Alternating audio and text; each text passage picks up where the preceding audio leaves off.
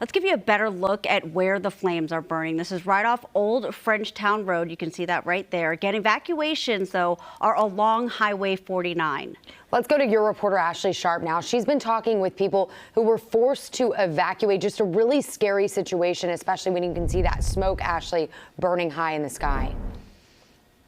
Yeah, the flames, too, inching too close for comfort for a lot of those neighbors. Where I'm standing is still in that mandatory evacuation zone tonight here on Kingville Court. Like you mentioned earlier, a lot of those mandatory orders and the evacuation warnings have been lifted tonight. But where I'm standing, still a part of that zone. And we just saw a new U.S. Forest Service crew, a fire crew, drive right past us and stage up here at the top of the canyon. And as Madison described, that active firefight that's going to continue on into the night, you know, we see those spot fires kind of still popping up down on the canyon side, and the crews coming in now to relieve those who have been out here all day. But you talk about those evacuation orders. You know, I talked to people today who did leave and some who did choose to stay as well.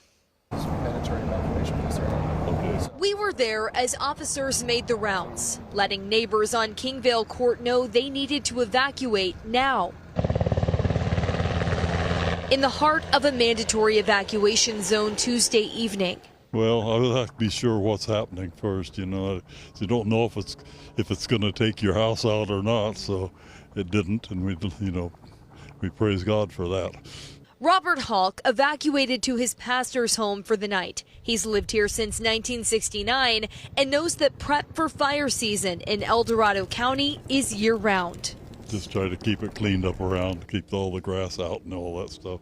We've spent a lot of money on it, which is it's worth it though. We're in the canyon just off of Kingville Court, and as you can see, flames that seemed previously to have been extinguished, saving these homes nearby, we're seeing them spark again, burning up this brush here on the hillside. Retardant blankets the hillside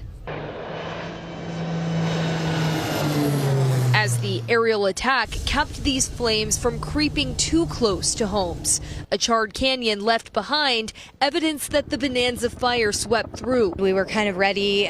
We have sprinkler systems actually on each area of our property, and so we even put a sprinkler on top of our roof. Neighbor Heather Tolbert saw the flames and quickly loaded her farm animals into a trailer, evacuating down the hill. When she felt it was safe, she brought them back home Tuesday night. The donkeys did not want to get in there, so we had to push them. That was hard. They were pretty stressed out. My one horse actually did not want to get into the trailer, so we opened the gate for her to get out. The neighbors we talked to today really just kind of giving us a lesson in preparedness, right? The property I'm standing on now for Bob Hawk, he told us that he had spent much of the year and a lot of money on creating that defensible space around his home, which butts up to that canyon where the flames were encroaching earlier today. Now, you know, put out, it's a much calmer scene, but we saw neighbors that had long hoses out. You know, you heard Heather there tell you she had a sprinkler on the roof. So really just kind of seeing a community ready for fire season was remarkable.